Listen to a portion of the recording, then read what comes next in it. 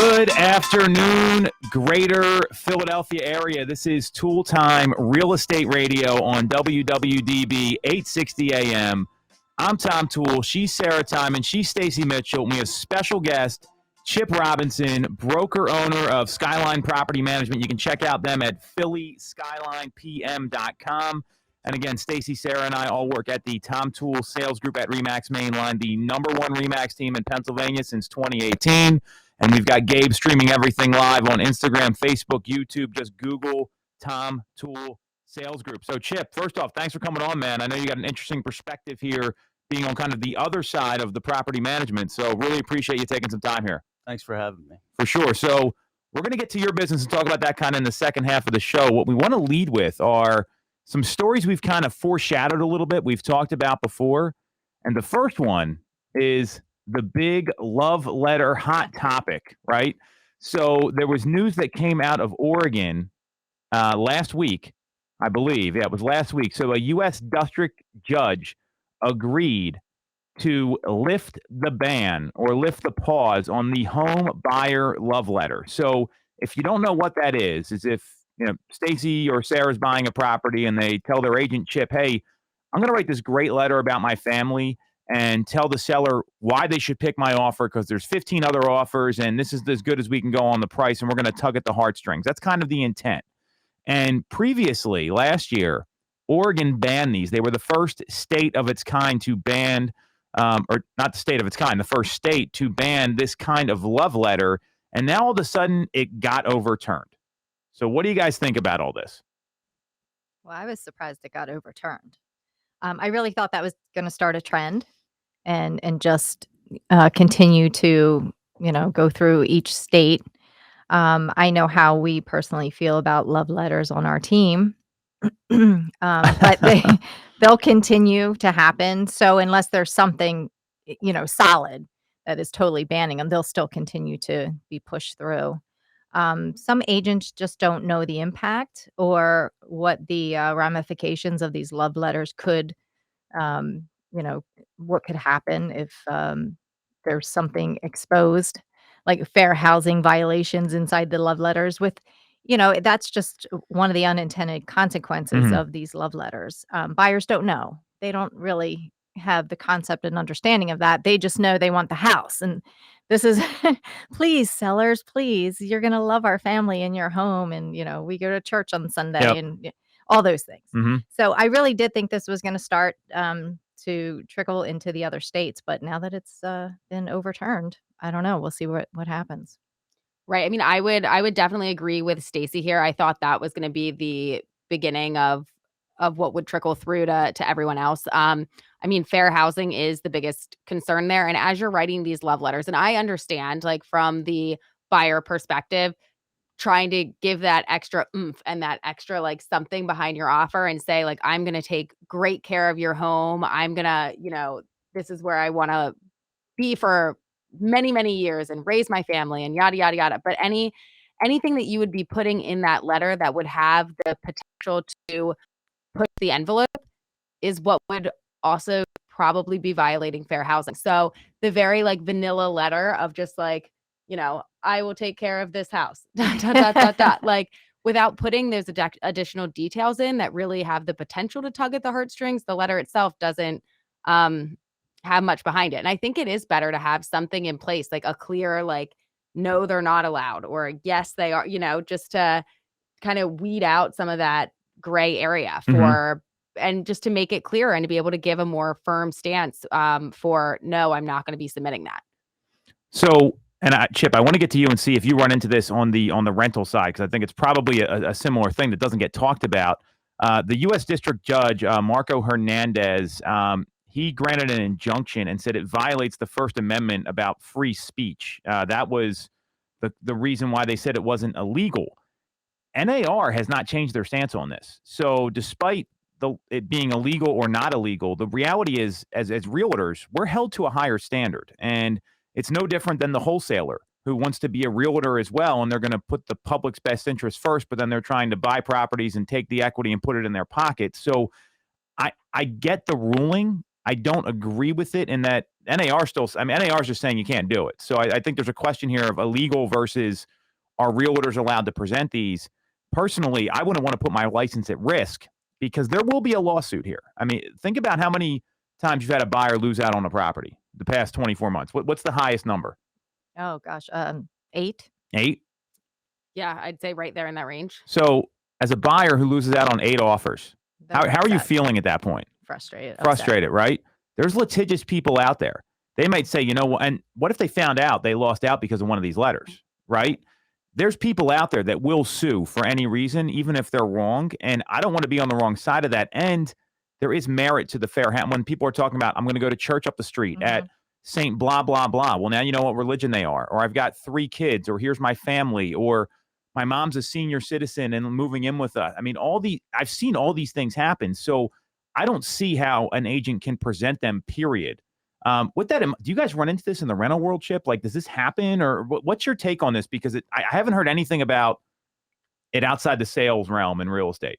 So we actually, when I first started the company, we let owners choose if the applicant was accepted or not. Sure. And I found as doing this that I had to change our policy, and we had to standardize our practices because owners would unknowingly violate fair housing. They just don't know that law. They would say, I don't want kids because the steps are unsafe and I don't want their kids to get hurt. You got to fix the steps. You can't say no kids. Yes. So they just don't know they don't know what fair housing, that they are violating fair housing. So how did you change your policy? That's pretty interesting to me because on a rental application, the standard PAR, you get a lot of info, way more than you do with like a buyer financial and a pre-approval letter. So what's your policy read like now? So we check 5 points. We check their credit, criminal background, check for evictions, call previous landlords and verify their income and employment. Then they get scored in each one of those categories, and it needs to add up to a certain amount of points to be approved. So it's very systematic. And if we get audited, they're going to they're going to go back 2 years, and they're going to make sure everything's uniform and standard. So love it. So that's how to do it, everyone that's listening. Like, that is a business-based approach. And I love that. I mean, you're like, hey, we had to change it. We saw the issues, and it's probably a little more dangerous where you are because they have to check boxes on the PAR standard application. Is the occupant 18 years or older? Who's going to be living in the property? So, I mean, this is information that's out there. So that's pretty smart. So what do you think about this? I mean, do you think this is a good move, bad move? Should they be illegal? What's your take? I mean, you're running into this too. I would make them illegal just because I just know they don't know fair housing. They're going to violate it unknowingly. So, well, that's what I think NAR is trying to do. So do you think this ruling gets overturned? I think that's the big question here. Because how many times have you seen like one judge who leans one way change something, then it goes back and forth, and you know that seems to be kind of my observation of what's going to happen here. But what do you guys think? I think it'll get tossed back and forth a couple of times until it finally lands somewhere. I don't know. I don't know if it'll go all the way to the Supreme Court on something like this, but you never know. That would be interesting if it did land there, because then that would totally be precedent and states would most likely follow. But yeah, I think it will get tossed around again since it was already implemented and it's a good start and it really is a good policy.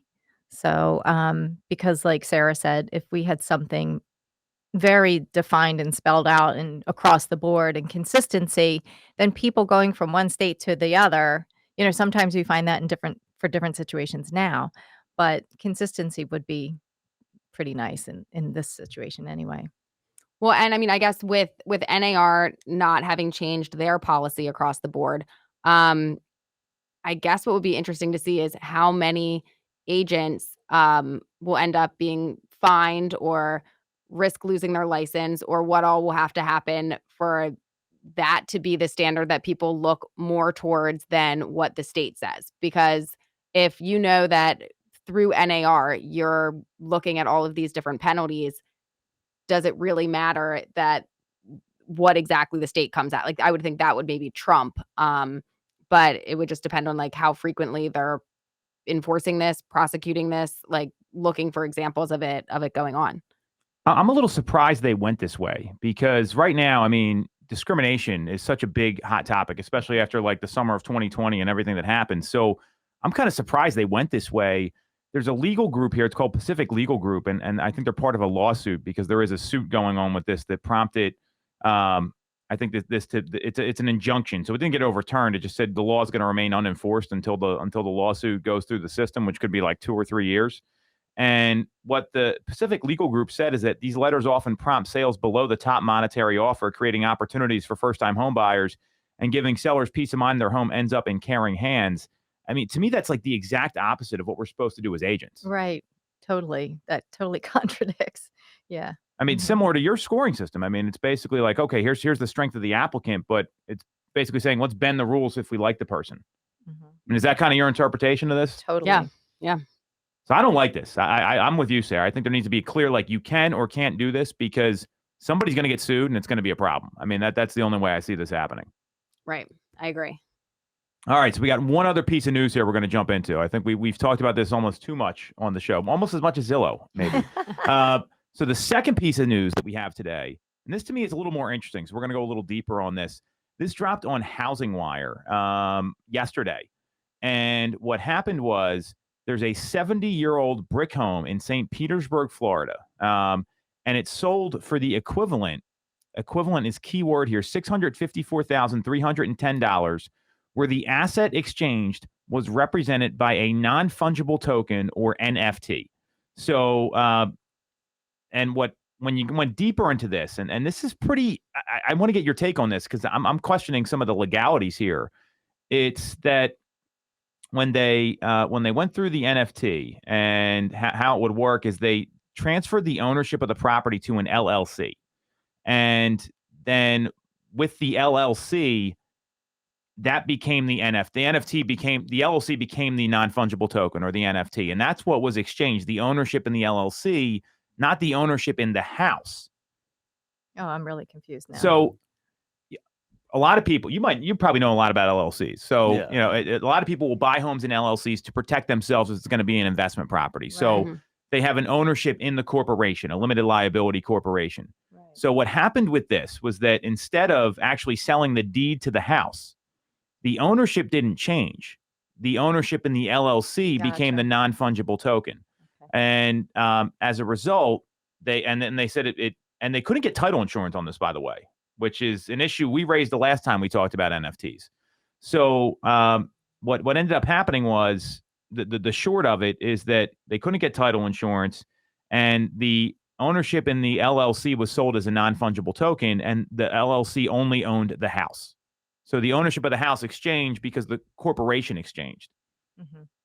What do you guys think about all this? It's pretty wild. This is not like a small, and it's not one of these.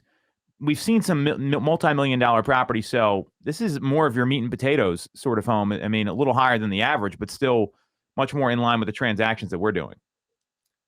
It sounds complicated. I don't know. Why didn't they just cash out the NFT? But I guess it was a way for them to transfer the LLC. It's very convoluted and complicated, and you'd have to have a lot of people involved that know how to handle this type of situation. Well, and I felt like later on in the article, it went on to talk about how this is going to speed things up and potentially streamline things. But I'm Mm. seeing, like, if you're now having to create an LLC and do additional transfers and not have title behind it and have to work in another piece there, I don't know how that makes it better. You're right. Well, and there's a company Complicated. called Proppy that they're a 5-year-old startup. They're headquartered out in California, and so the agent who sold this, her name's Amy Heckler. She's with Heckler Realty in St. Pete's, excuse me. And what happened was the seller created the LLC that held ownership of the home, and it was a Delaware LLC because that's where everyone creates them because of the tax benefits. And then they worked with a company called Proppy, and Proppy is a startup that works in this world, in this space, in crypto and NFTs. And they guided the seller into minting the LLC as an NFT. So that basically becomes that non-fungible token. It's one of one, right? So it's the only one that exists. And it's a digital token that provides like a certificate of authenticity. So if you're ever a kid and got like an autograph from like a baseball player, they came with a certificate of authenticity, right? So then they minted the LLC as an NFT, and they provided a certification that they're acquiring the rights to what the NFT represents. And in this case, the NFT didn't represent the property; it represented the LLC ownership of the property. So like the home is the asset of the LLC. So what was the benefit of doing it? Was it because they could make the LLC for Delaware and have some type of tax benefit, or like what was? They wanted cryptocurrency instead of US dollars. Okay. I mean, do you guys see any upside here? I mean, I feel like this just gets so confusing for a lot of people. And the bigger issue is, what if there's a title problem, right? That's the concern there, because there's no title insurance to protect the buyers. But I think this is just the starting point. Like, you have to get started somewhere Yes. for everything that's new. So there's, like you said, the startup, what is it, Prop B or whatever. Property, yes. Right. So of course they're trying to find, agents to work with that'll go through these processes and learn from the mistakes, the ups and downs, and try to make it more streamlined. And with every transaction that goes on, it's probably going to become better and better and better until they get to the point where it's going to be kind of normal to Sure. do, your crypto or with NFTs. So they're looking to just crack the code and, start the process. And then over the years, it's going to get better and better. That's what I'm kind of thinking, that this is where this is headed. So because title insurance wasn't used in there, if this were to come back and be an issue, does it go to the courts? Does it, like, what's the next step? The agent, her name again, Amy Heckler, said, buyer beware. A title company cannot handle this kind of transaction as an escrow account. And laws are a little different state to state. Title insurance is going to protect your interest in the property against the entire world. To me, real estate is it's the original NFT.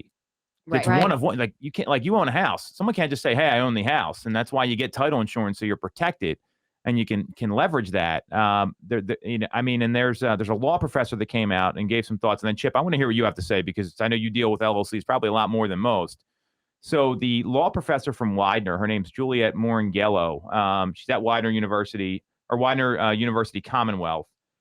She said that blockchain technology is probably best to record ownership interests for intangible assets associated with intellectual property rights.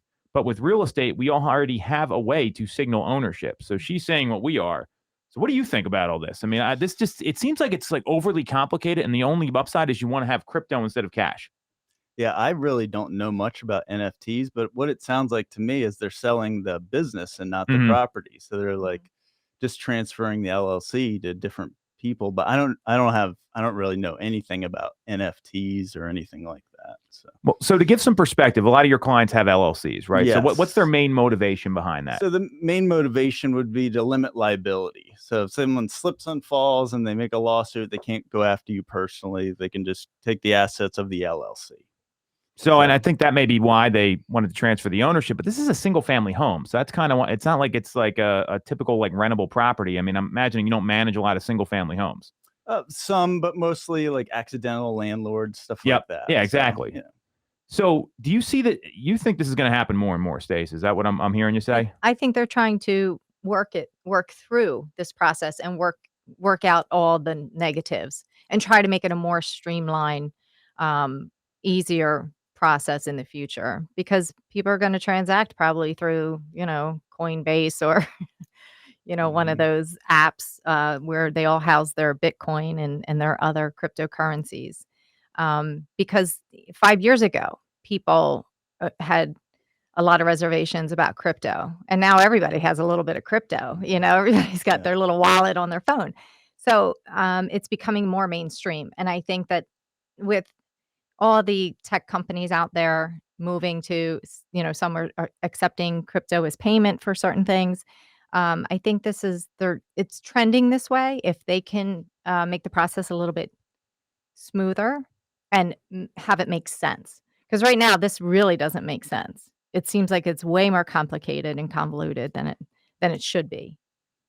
Yeah, I agree. And I see two other potential issues. One, I mean, crypto is volatile, right? In what it's actually worth and when, and it can really fluctuate. So using like a huge purchase like a home, that just seems, until all of this gets ironed out and everything's, it is what it is. That seems pretty risky. And then two, if title insurance isn't behind this, I feel like there would be an opportunity there for some criminals to kind of research properties that there is a cloud or there's something isn't quite right there, and try and find an opportunity to weasel in and disrupt and make an additional profit that way. So I feel like the lack of having that title insurance is, I mean, I know you said in there that they said buyer beware, but I'd say buyer beware. Like that's Well, and risky. that's a really good point. I mean, there's homes we've sold that they didn't get title insurance because they transferred from like a family member to another family member. We got to list it and there's no access. It's landlocked. Like those homes are unsellable until you can get title insurance. So if a title company won't insure it, you've got a problem. Now, selling the business, different thing, right? So I get why they did this. Until, and I have a thought here, and then I'm going to share some news that dropped yesterday. Until the government really regulates how this happens and what cryptocurrency looks like, I don't think there's much to talk about here. Now, yesterday, President Biden said he's expected to, or news dropped on, and this is coming from Reuters, so that President Biden is going to sign a long-awaited executive order directing the Justice Department, Treasury, and other agencies to study the legal and economic ramifications of creating a U.S. central bank digital currency. So, I mean, this is going to get addressed because there's too much money in this now. I mean, people are. I was talking to some of the real estate people we know all over the country. Like half of them own crypto. So and there's people putting hundreds of thousands of dollars in this. So I just don't know how it gets avoided. I also don't know how you can transact like this because, like they said in the article, property already, it's the original, real estate's the original NFT. Right. That's the first one. Mm-hmm. You can't buy the home that Stacey owns right now unless she wants to sell it. Like there's no, or the bank takes it over. And I mean, those are the options, right? So I just don't, I think this is a little risky. I wouldn't want to get in one of these transactions now. Down the line, it could very well be the case, but it's no different than like selling a stock or liquidating your 401k to buy a property. I think that's really what it comes down to. It's just another form of money, and this is kind of more of my view, like it's a different type of stock. Instead of owning part of a company, you're owning this digital blockchain that has a certain worth. No different than other currency in other countries where people trade like with yen or rubles or whatever.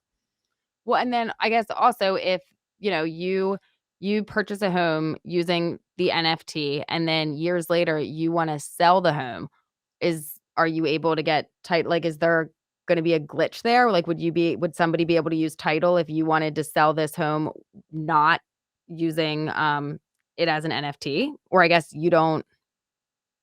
I don't know. I mean, I don't think anybody knows. And then what will happen is if they have to change the ownership, right, they're going to get hit with transfer tax. Right. Like you got to pay money to do this stuff. So, it in theory, it sounds great. But right now they couldn't sell the ownership in the property because it's illegal to do it using crypto. You can't sell a home as an NFT because a lot of NFTs, they'll pay let's say Stacey has a digital piece of art or something like that and sells it to you. But then when you sell it again, typically she'll get paid like a percentage on every sale in perpetuity of this. Okay. That's not how they're all set up. But you can't do that in real estate. Yeah, but you can't do that in real estate because you can't get title insurance.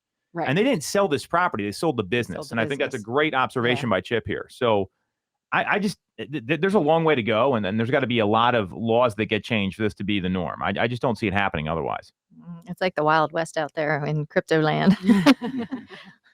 But when they're selling houses on Meta, you know what I mean, for millions of dollars, that blows my mind. So a lot of digital stuff going on in real estate. But what that tells me is actual real estate is going to be even more valuable. Mm-hmm. Yep. Like the virtual real estate and the metaverse and all this stuff.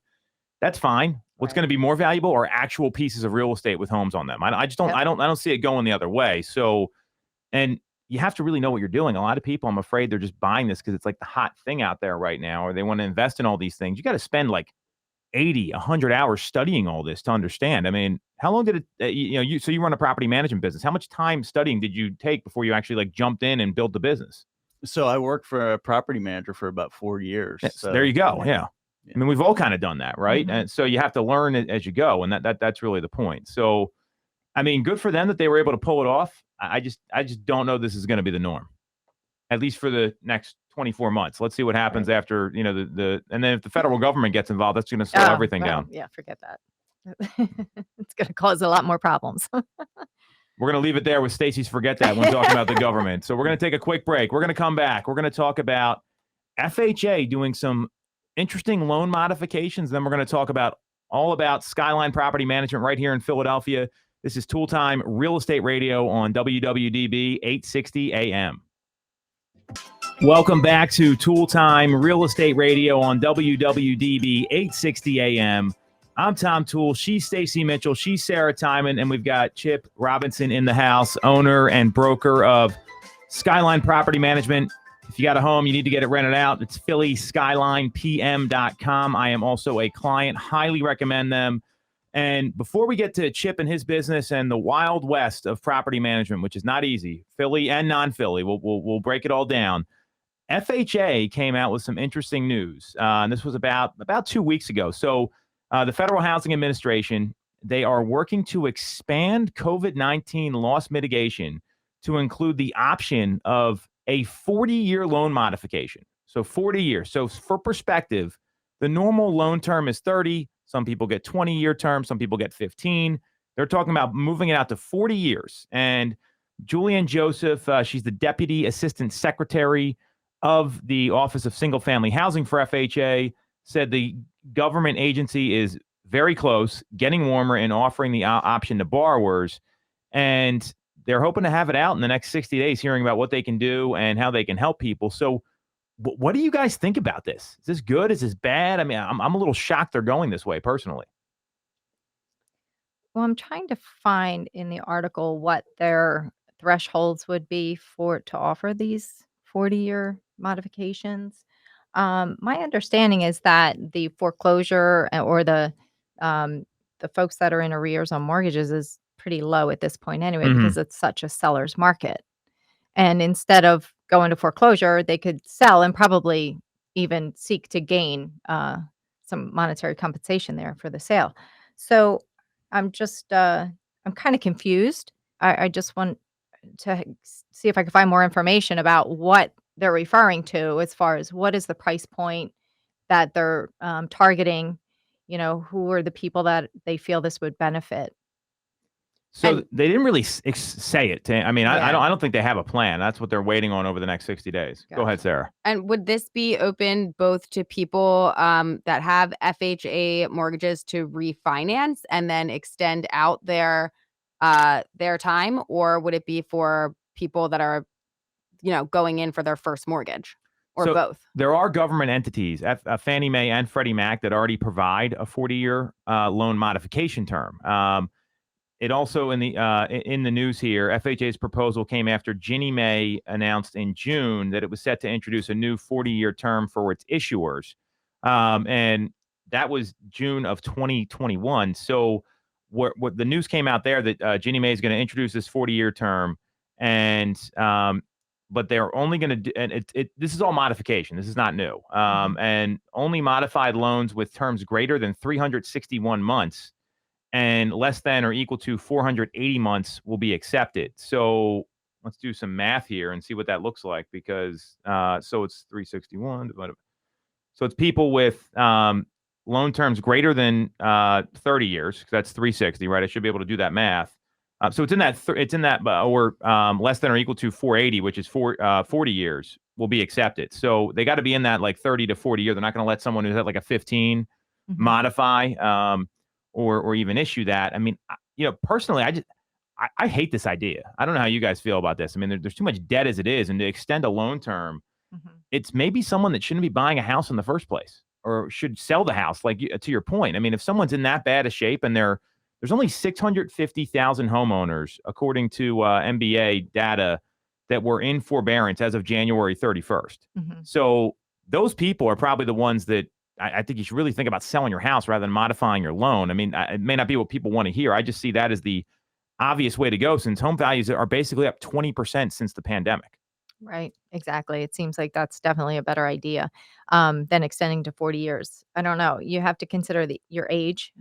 Good point. Do they consider the folks' age? You know what I mean? That Right. should be a consideration. But yeah, I did find that information, 650,000 homeowners. So it's interesting that to me, that's there's been larger numbers. Yeah, it's not a lot. It's not a lot. And again, I go back to maybe they should sell or downsize, get into something they can afford in a 30-year mortgage or, but to extend to a 40-year.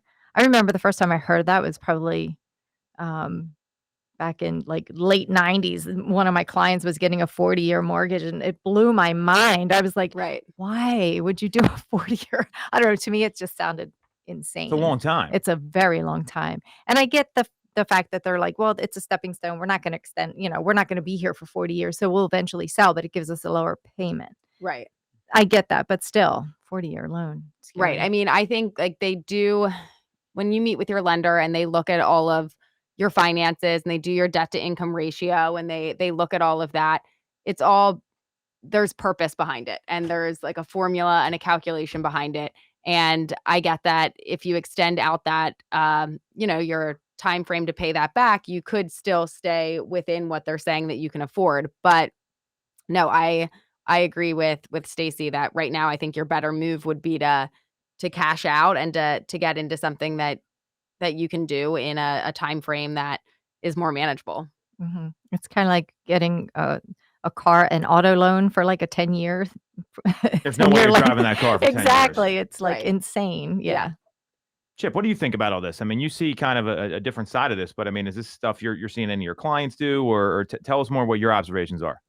So I agree with you guys. I just the market's so hot right now that if they can't afford it, they should just sell, and they'll probably make a profit and downsize. But we don't really get much FHA because there is they have to live there for a certain amount of time. So there is that. We've actually had a few clients that they bought it as an investment. They pretended, move in, they put some of their stuff in, just didn't rent it out for whatever the time period is, and then converted it to a rental just to get the FHA terms. I just see anyone if they're still in forbearance now. I mean, I'm going to say COVID's pretty much over at this point. Like this is the endemic. Like kids aren't wearing masks at school. That's like the last thing. Like so. I mean, and it's really hard hiring people right now. So anyone that maybe isn't working, I mean, there's that kind of question because I mean, that's been tough for a lot of people to, a lot of people have talked about that it's difficult to get staffing for restaurants. It's difficult to get staffing for a lot of these places. So 40 years is just, I mean, you're basically saying like, I'm okay being in debt a long time. And given how low rates are, like, think about this. You're getting a 40-year loan at historically the lowest rates we've seen, except like last year. I just don't know financially it makes a lot of sense for folks. So I just don't like this idea at all. I think it's a bad move. Bad move. Thumbs down on that one. All right. So we're going to take a quick break there. Stacey's been killing the closings, so great job. We're going to come back. We're going to talk about Chip Robinson, Skyline Property Management, great company, especially if you're a landlord in Philly or maybe just outside. This is Toole Time, Real Estate Radio on WWDB 860 AM. All right. We are back on Toole Time Real Estate Radio on WWDB 860 AM. I'm Tom Toole. She's Sarah Tymon. She's Stacey Mitchell. And we've got Chip Robinson with Skyline Property Management in Philadelphia. Again, their website, if you want to check them out, it's phillyskylinepm.com. Chip, thanks again for coming on. Why don't you tell everyone a little bit about your company, how you guys got started, and then we'll kind of take it from there because I know we got a lot of questions about the current climate, what happens, all this sort of stuff. So, I own Skyline Property Management. We're in Queen Village in Philadelphia at 3rd and Bainbridge Street. So a little bit about me. I got into real estate in about 2006, and I was actually a sales agent. And 2008, the market crashed. So I remember. So I got into property management at that time, and I did like the business. So I worked for another management company for about 4 years and then started my own company. We've slowly grown over the years. We manage about 300 properties in Philadelphia, a few in the suburbs, and we handle everything. We're a one-stop shop. We'll lease, we collect rent, handle all the maintenance, legality. We keep up with all the laws in Philadelphia, go to court for evictions if necessary, things like that. So I have a good team of people handling everything, and that's kind of. Well, to me, it's a great service because I tried managing my own properties myself before I connected with you guys, and it's a pain. I mean, you're dealing with like having to go show a rental, or we know how all this feels here. So having a good property manager is also very hard to find. I mean, I don't know. I'm sure you've probably heard this from a lot of people before. So what do you guys do differently? Because I know there's some property managers, you can never get them on the phone. They don't do any of the stuff you're talking about. So what's your point of difference here? Because I know I've run through them, but I'm sure you're going to verbalize them a lot better than I will. So communication, like our measure of success with that is get back to someone within 24 business hours. That's our measure of success for that. Technology, we're always like keeping up with the latest technology to kind of be as efficient as possible. Because we have 300 properties and there's about 7 employees. So we need to be as efficient with our time. So technology helps us with that. Also, the one thing we do care, like we care about our owners, we care about our tenants. They don't always think we do, but we do definitely do care. So that's, and the last thing, I do have a few investment properties myself. So when we're doing things, I put myself in a investor's shoes. Like, how would I feel about this? So that's when I'm creating policies. I just want to look at their point of view also. So Love that.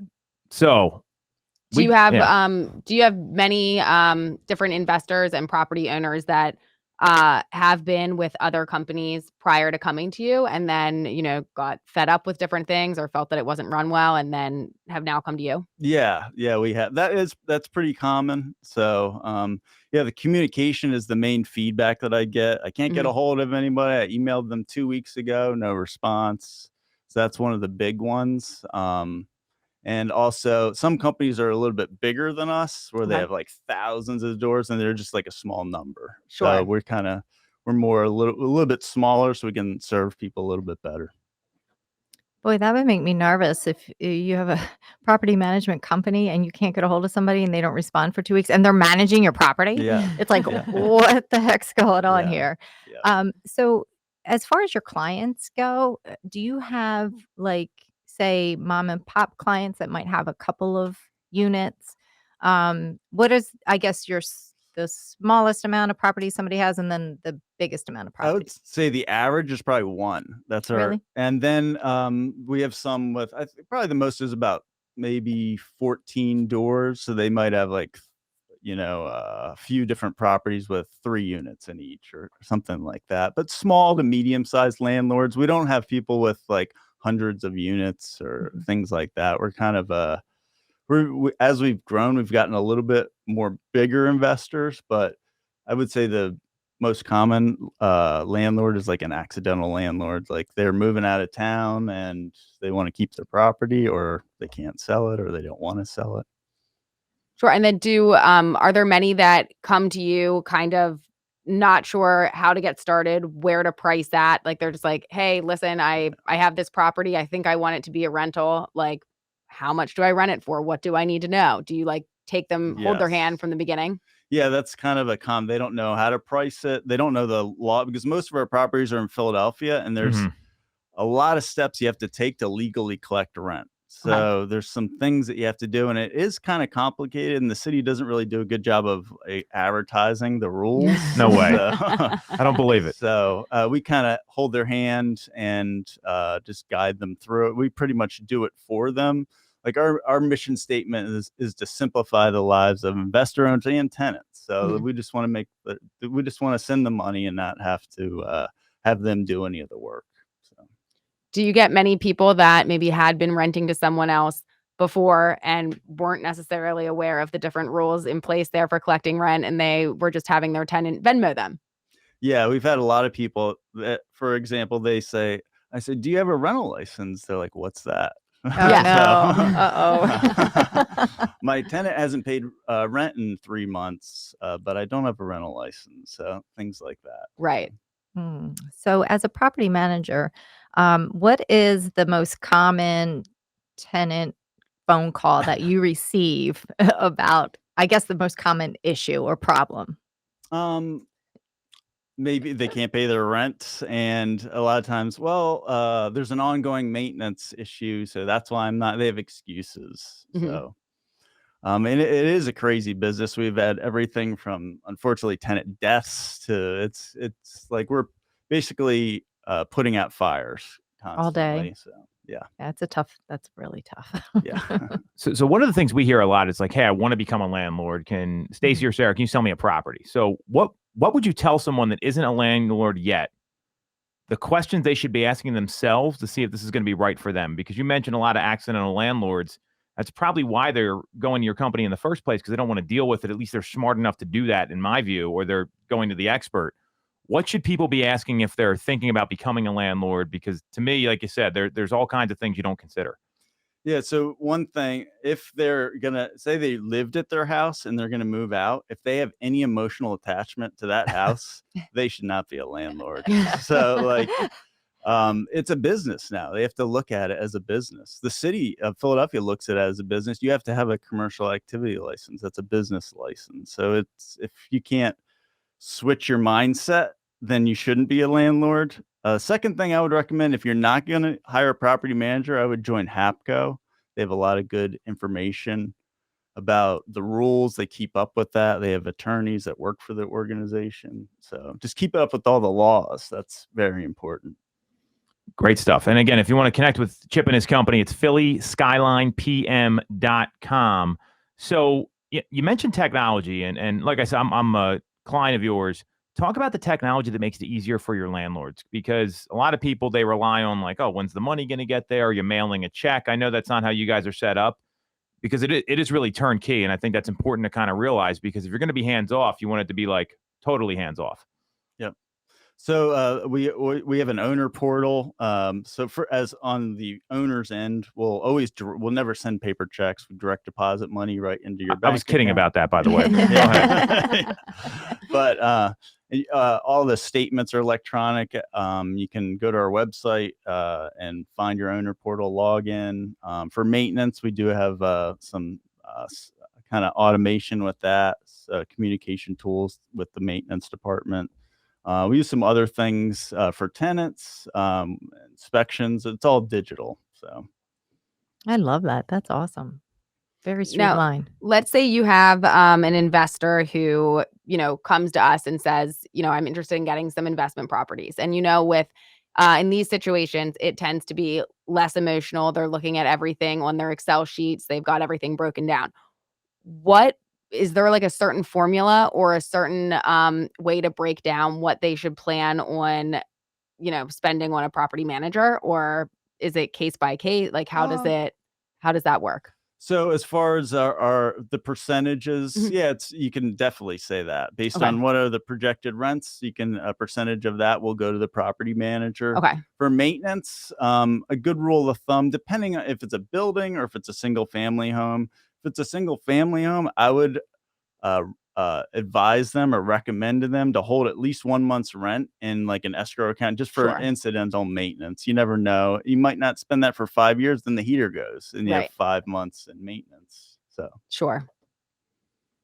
Should landlords be talking to their property insurance companies if they're that accidental landlord? This I think is a big concern. So talk about that, because I think you mentioned like laws and different things. What conversation should they be having with insurance companies? So they should be switching their policy, first of all, to homeowners to a landlord policy. I would recommend upping their liability insurance and lowering the personal property insurance, because you're not going to insure the tenant's possessions. They're going to get their own insurance for that. So that's going to get lowered. And then your liability insurance, you want that to go higher. That's really good advice right there. Nobody ever does this stuff. I No, mean, they keep it in regular they just keep their regular policy, and then a claim happens and you're in trouble, right? Yep. And then there's the vacancy issues and all sorts of stuff. So that's really, really good advice.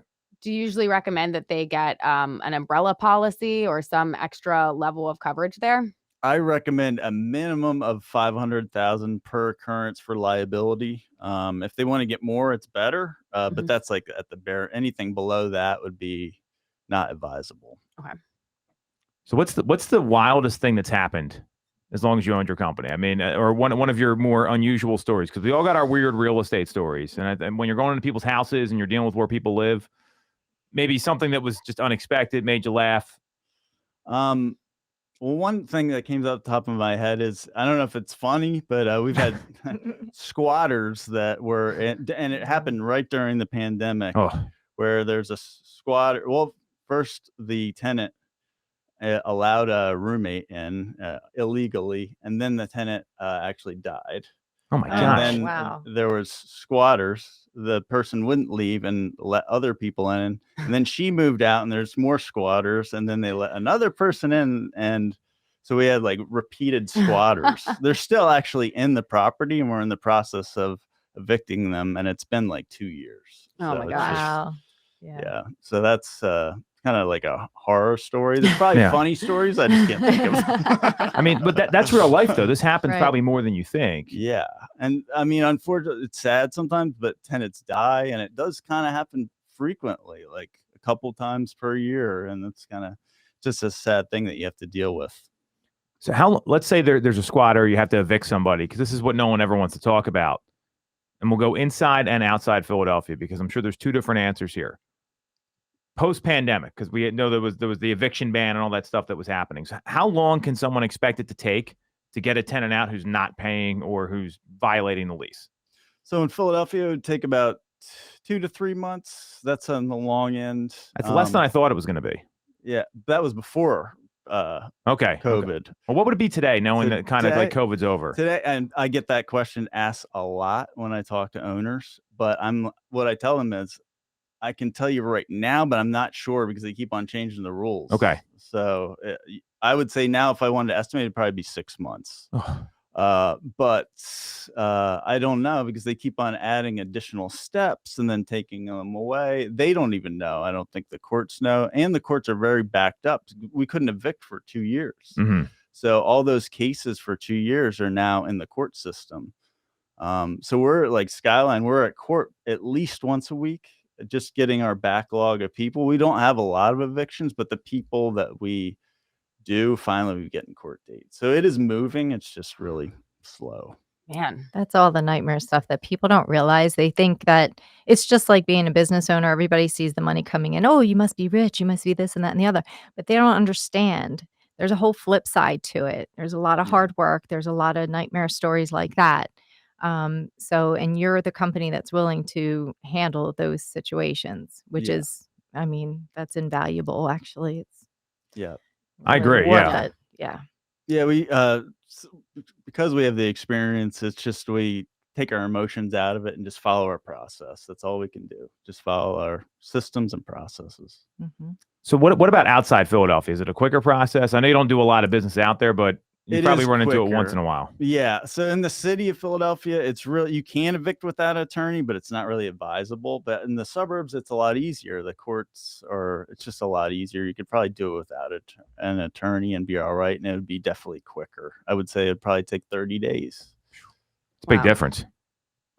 One, it's interesting what you said there about that you guys take the emotion out of it and just kind of handle it. And you had also said earlier in the conversation how if you're emotionally attached to the property, you probably shouldn't be having that as your rental.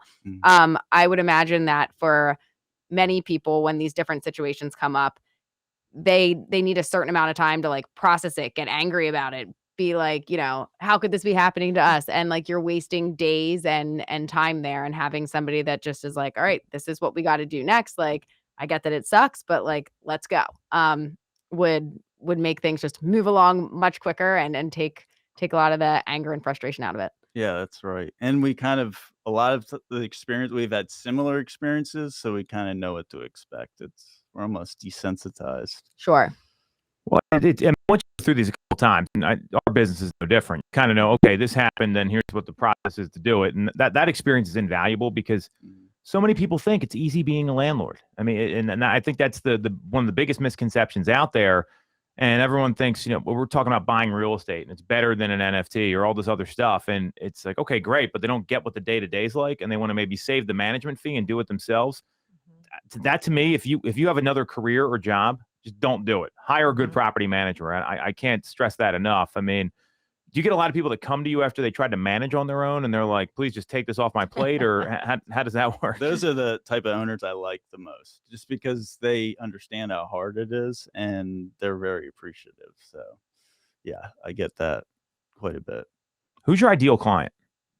Someone that's just on board with how we operate and just is letting us do our job. Someone that wants to us to manage it and not wants to be like a partner. Like they want to manage it with us. They want us to do our, they just let us do our jobs. Love that I answer. could see there's some people that want to manage it with you. Yeah. How do you handle those folks?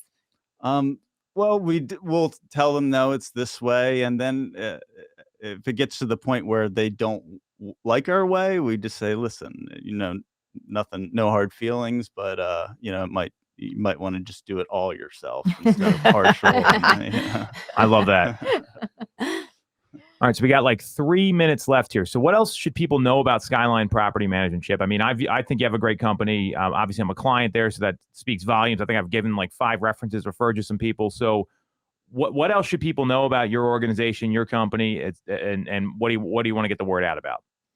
Yeah, I think we're very, we keep up with the laws, which is very important, and we do a competent job. So we're very detail oriented. My team is just, I think you're in good hands. We treat you as like they would be one of my properties, so we just treat everybody, I think, nicely, including tenants and owners.